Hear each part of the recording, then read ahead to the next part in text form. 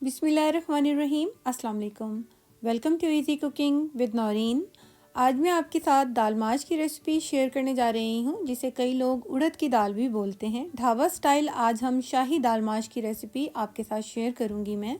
बहुत ही मज़ेदार ये बनकर तैयार होती है। चंद चीज़ों से हम इसको बनाकर तैयार करेंगे। आज मैं आपके साथ जो रेसिपी शेयर कर रही हूँ वो थोड़ी सी मुनफरिद है, लेकिन जायके में और खुशबू में बहुत ही लाजवाब बनकर तैयार होती है। अगर आप भी ये रेसिपी को बनाना चाहते हैं तो मेरी रेसिपी को फुल वॉच कीजिएगा। आइए अब हम अपनी रेसिपी को बनाना शुरू करते हैं। यहाँ पर मैंने आधा किलो माश की दाल ली है और इसको मैंने अच्छी तरीके से सबसे पहले साफ़ कर लिया है। अब हम इसको 2 से 3 बार पानी से अच्छी तरह से धो लेंगे।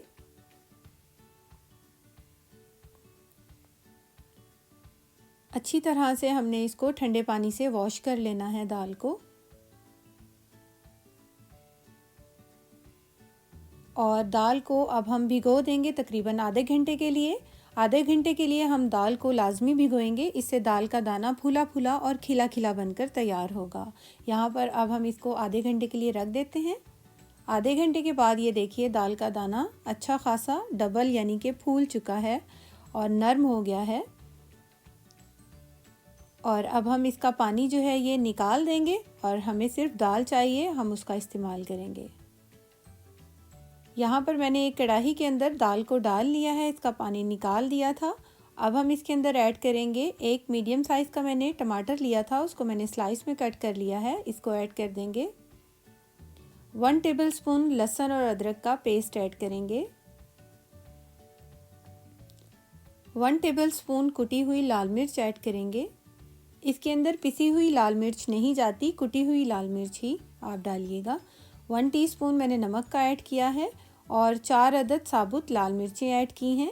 मिर्चों को और नमक को आप अपने टेस्ट के अकॉर्डिंग ऐड कर सकते हैं। अब हम इसके अंदर पानी ऐड करेंगे।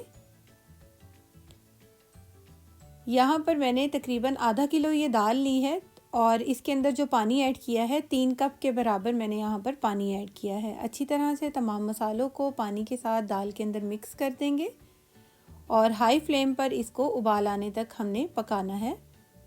एक बार अच्छी तरह से चम्मच चला देंगे।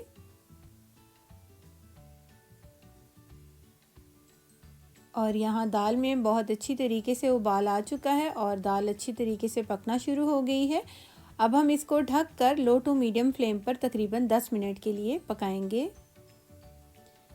यहाँ पर इसको तकरीबन 6 से 7 मिनट हुए हैं पकते हुए। हम दाल का दाना चेक कर लेते हैं कि इसको मज़ीद कितना टाइम और चाहिए। आपने दाल को गलने तक पका लेना है। डिफरेंट जो होता है दाल के अंदर उसका पता चलता है कि कहाँ आप जो दाल यूज़ कर रहे हैं वो कितनी देर में गलेगी। आपने दाल को मुकम्मल गलने तक पका लेना है। यहाँ पर ये तकरीबन 10 से 12 मिनट लगे हैं मुझे, ये दाल को पकाते हुए हो गए हैं। और अब हम यहाँ पर दाल का दाना चेक कर लेते हैं कि ये कितना पक चुका है। ये देखिए अच्छे तरीके से ये तकरीबन पक चुका है। बिल्कुल माइनर सी कसर है और अभी इसके अंदर पानी है वो इसमें पक जाएगी। ये देखिए तकरीबन 12 मिनट हो चुके थे ये दाल को पकते हुए। मैं इसको 2 से 3 मिनट और पका लूँगी और ये दाल मुकम्मल तौर पर फिर गल जाएगी।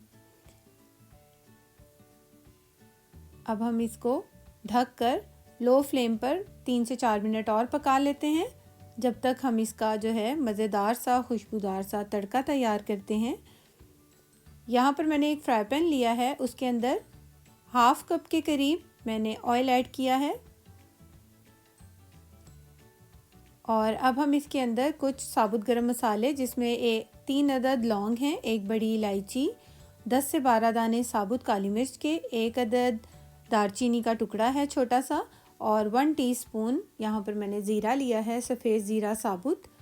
और इसको हम चंद सेकंड के लिए ऑयल के अंदर फ्राई करेंगे मीडियम फ्लेम पर। जैसे ही ये फ्राई होंगे तो हम इसके अंदर ऐड कर देंगे प्याज। एक छोटे साइज़ का मैंने प्याज लिया था और उसको मैंने स्लाइस में कट किया है, इसको ऐड कर देंगे। चंद सेकंड के लिए हमने प्याज को फ्राई करना है और इसके बाद हम इसके साथ ही लहसुन ऐड कर देंगे। 3 अदद मैंने लहसुन के जवे लिए थे, बड़े साइज़ के थे। इसको मैंने बारीक बारीक स्लाइस में कट किया है, इसको ऐड करके हमने लहसुन और प्याज को लाइट सा गोल्डन होने तक पकाना है। और अब हम यहाँ पर 2 साबुत लाल मिर्च और कटी हुई अदरक और हरी मिर्चों को ऐड करेंगे। इसको हमने ज़्यादा फ्राई नहीं करना, हल्का सा फ्राई करेंगे। और इसके ये तड़का जो है हमारा तैयार हो गया है। अब हम दाल के ऊपर इसको डाल देते हैं। दाल हमारी गल चुकी है बहुत अच्छे तरीके से। थोड़ी सी दाल को हम फ्राई पैन में डालेंगे ताकि जितना भी मसाला जो है फ्राई पैन में लगा हुआ है वो भी हम दाल के अंदर मिक्स कर देंगे। एक बार अच्छी तरह से मिक्स कर देंगे। बहुत ही अच्छी खुशबू और बहुत ही मज़ेदार ये बनकर तैयार हो रही है। हाफ़ टी स्पून यहाँ पर मैंने कुटा हुआ ज़ीरा डाला है, थोड़ा सा कटा हुआ हरा धनिया ऐड करेंगे और इसको दम वाली फ्लेम पर 3 से 4 मिनट के लिए रख देंगे। 3 से 4 मिनट के बाद ये देखिए मज़ेदार सी हमारी तड़के वाली शाही दाल माश बनकर तैयार हो गई है, जो कि जायके में और खुशबू में अपनी मिसाल आप है। ये देखिए इसका एक एक दाना कितना खिला खिला और ज़बरदस्त सा बनकर तैयार हुआ है।